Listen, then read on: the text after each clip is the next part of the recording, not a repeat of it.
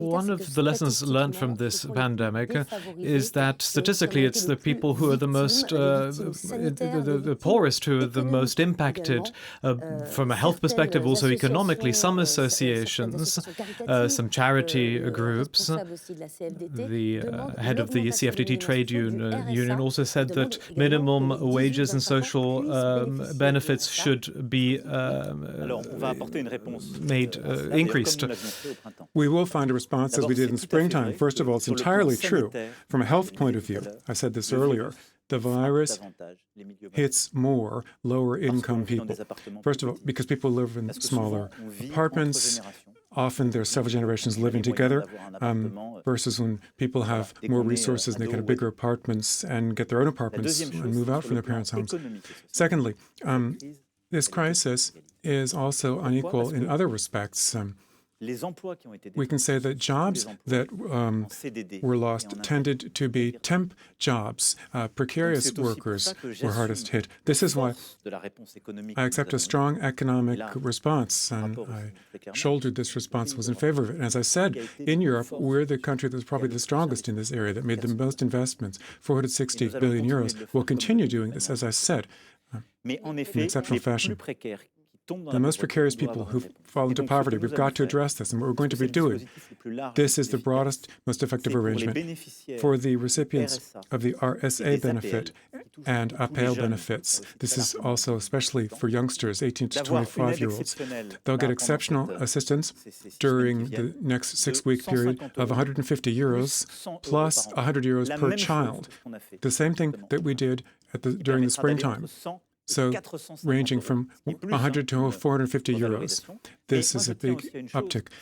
And one very important thing, we mustn't forget our basics, the fundamental points. The basics are to fight poverty by getting people back on the job. The more we unilaterally increase all the various benefits, and you never reduce them again, the more difficult it becomes for people to go back to work. We've observed this.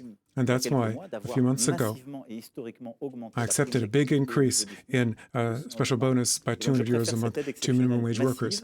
So one-time, massive, large-scale benefits versus changing the benefits once and for all. When we talk about these minimum benefits, social benefits, I would also say the minimum benefit for disabled persons and elderly people have increased historically since the beginning of my term in office by around 100 euros per month.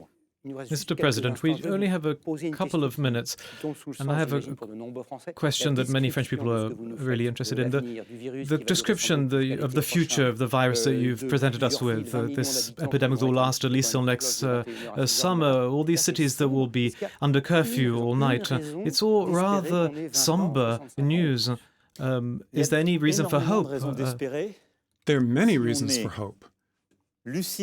If you're clear-sighted, pull together, and you're united. Clear-sighted means you have to realize and understand the information. I work hard at this. We are the first country to ask for this type of report to be drafted, and we've disclosed health and other information very, very regularly.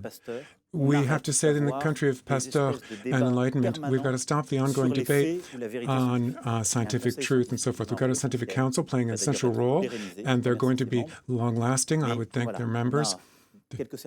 We've got some facts. Let's stick to the facts and not change what we think and say every day. We're basing ourselves on the facts, and we can say this is serious, and we can tackle it. The reason for hope is this. We are learning again how to act together as a nation. Gradually, we've become accustomed to being a society of free individuals. We are a nation of citizens that stand together. We cannot overcome this if each of us doesn't play his or her role. That's the key. To say this in no uncertain terms, that's my message for this evening. I need each and every one of you. We need each other so that we can find solutions, be inventive, so we can be citizens, respecting the rules, of course, for ourselves and for the the sake of other people, but most importantly, to reinvent. We'll become a more resilient nation. We'll continue overcoming our challenges. We'll settle the climate transition and climate problems. We'll have a more resilient nation that will produce economy in its country, will produce medicines and so forth. Once again, we'll learn to protect and overcome this crisis as other crises. We'll come out of this stronger because we'll be more united. If I had one single message to our fellow citizens, it's this: we need each other. We will overcome this together. Well, there you have the last word. Thank you very much for having us here today. Thank you very much. Thank you. And we will succeed. We will succeed. A good evening to you all.